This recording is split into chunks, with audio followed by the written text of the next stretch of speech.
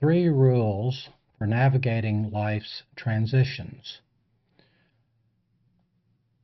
Transitions can happen for different reasons. They might happen as a result of disappointment or failure. Let's say let's say you lose your job. Well, you are immediately in transition, the transition from the last job to the next job. Or let's say that you decide you want to move. Well, moving from one house to another is a transitional process. As soon as you make the decision to move, you are then in transition, and you will be in transition until you're fully settled into the new place. So with those being examples, I wanted to give you 3 rules as suggestions for you to think about as you make your transitions in life. So on the subject of transition after a disappointment or failure, I remember once when I had been in an office practicing psychiatry on the campus of a psychiatric hospital, and I'd been in this very nice big office for 4 years. And one day I walk in, my secretary is waving this letter saying, "We're being evicted."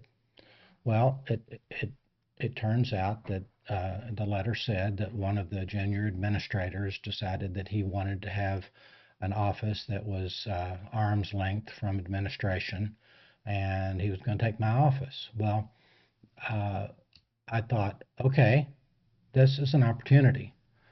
This is the event that triggers a transition to move off this hospital campus where I'm out in the community more, and that might actually be better for my practice.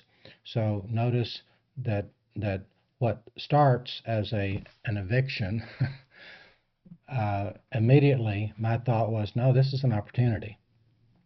So you want to, I believe it's very important in life to view change as opportunity. You look for the opportunity instead of feeling bad about what just happened. There is minimal value in feeling bad. Yeah, it's normal to feel guilty. It's normal to have a sense of regret. But whatever it was, you want to learn whatever you're supposed to learn from that, but then have your eye on the future, positively looking for opportunity. Let's then move on to rule number 2. So if rule number 1 is, with disappointment or failure comes opportunity. Number 2, transitions always require more anxiety. Anxiety is a normal emotional process. So people say, I have anxiety. Well, what they really mean is I have more anxiety than it seems like I should have. And what they really mean is I have excessive anxiety. So we're not really talking about that excessive anxiety, which equals anxiety disorder. Not talking about that right now. We're talking about normal stuff.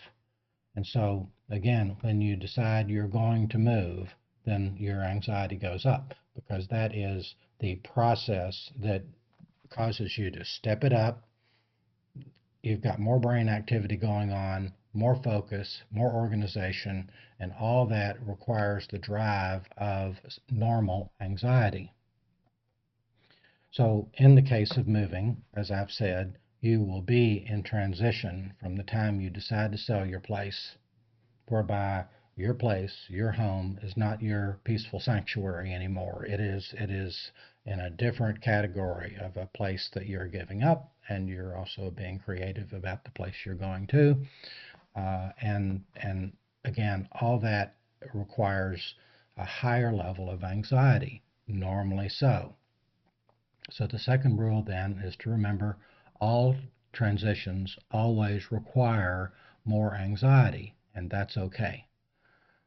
Thirdly, and possibly because of that okay part, be gracious about your transitions. If transitions require more anxiety, then they are also more stressful.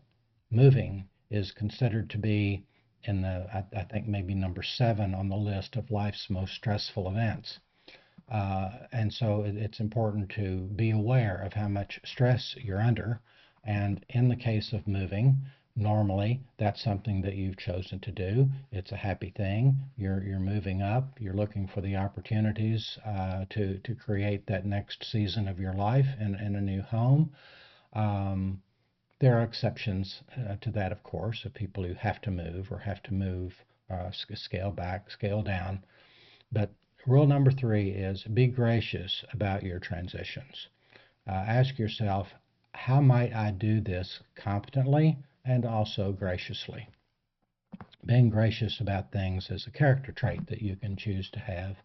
And I believe it is important to be kind and gracious so that in a transition, which is more anxious and stressful, that's not the time to be biting people's heads off and otherwise throwing your weight around, being that emotional bull in a china shop.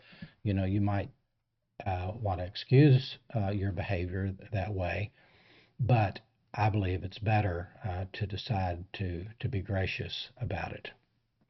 So, hope those rules help you in your transitions in life.